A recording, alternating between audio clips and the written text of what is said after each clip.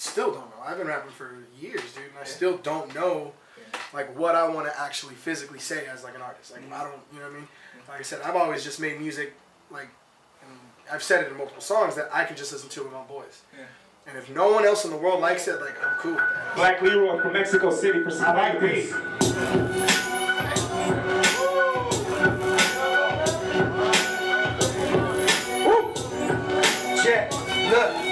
What inspires me, what's going on in society at the time, and things like that. Like, you know, you take a little bit of everything, and that's what inspires you to write how you write. And I'm sure, you know, we all have a different process, but at the end of the day, like once it's all done, once it all comes together and it's on a track, it works. We throw it in the pot and it mixes well. It's not bad. Yeah, I mean, and a lot of that work ethic, it translates to performances, and we go on just being meticulous about rehearsing. Picking out the right set list, organizing the songs in the right format, so the show flows a certain way. And, you know, like I said, rehearsing, whether it's here, whether it's at my house, whether it's at Hot House Studios, and, you know, whatever. Just make sure we're rehearsed, we're ready to go, so that way by the time we hit the stage, there's no question on what we need to do, how we need to do it. We already know what we're here for, we know what we're here to do, and we're just going to kill it. And all of it, the rest is just energy.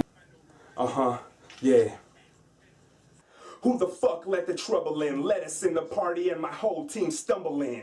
We gon' sip liquor till we stumble in. Turn the bass up till the walls start crumbling. I remember, I think I mentioned in one of my songs, I was actually visiting my cousin who lived in Linwood at the time.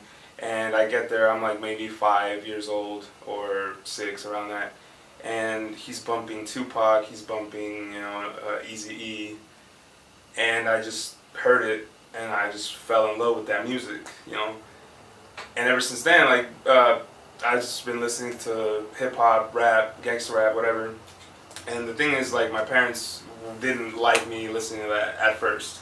You know, I would play it, and they would hear the cuss words and be like, oh, you know, we don't want that here in this house. So I would start listening to it, like, by hiding. You know, hiding my music, hiding everything.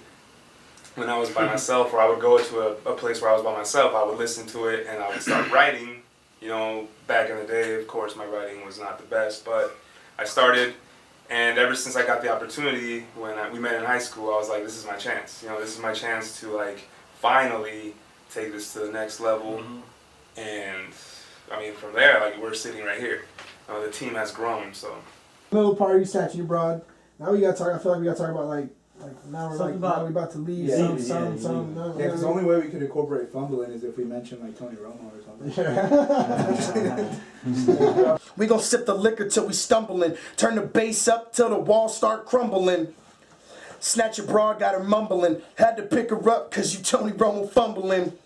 Then we leave the party, got you wondering. Now everybody asking, who the fuck let the trouble in? That album, and it was the first time. Like, it was the first it's time on I camera. ever heard. It's on camera now, dude. It was the first time I ever heard that type of hip hop. Yeah, it was now it's not like, I'm gonna kill you, I'm gonna fucking you know, rob you at gunpoint. It was like, no, let's better the community, let's talk about the people, let's talk about the things that are relative to us, let's progress as a people. This society, And that's when I was like, whoa, this is hip hop. And that's when it just totally like 180 for me, and just I started pretty much going on the route that I am now, which is making more music with the message, music with something a little more. And that's why for me, like, in my opinion, the youth will always be like fucking stained. You know what I mean? Because they hear this shit and they don't want to realize that. They don't want to realize that, oh, let's progress as human beings, let's progress as people. So, I mean, you got people that are out now, I'm not going to mention names, but, you know, that people like, and, I mean, we've had this conversation before where it's literally just shit wrapped in gold. Like, people putting out music and they force feed it down, you know, radio stations and all this stuff, and kids listen to it. They don't have that, like, fucking like, passion. Yeah. And really, no one has that passion. Yeah, and then it goes from there. It pretty much goes from your influences and what makes you start making music to saying, like, okay, well, now I'm making music, like, what am I going to do with it? How am I going to take this to the next level? And I'm still trying to find that. Hey, yo, on these beats, I go in, my flow dope, heroin. Fire on the trap, but like water, I'm flowing. These niggas yowing, so I guess I'm going to show them how my flow went cold like that winter in Oregon. Come with the fire, not of a million lighters. My predators are retired, but predators that get higher and Columbine crazy. I know I probably shouldn't have said it, but I can't lie. That flow sick, I don't need a medic. Put it in layman's, cause honestly, I'm just saying that when I go Super Saiyan, you better know I ain't playing, nigga.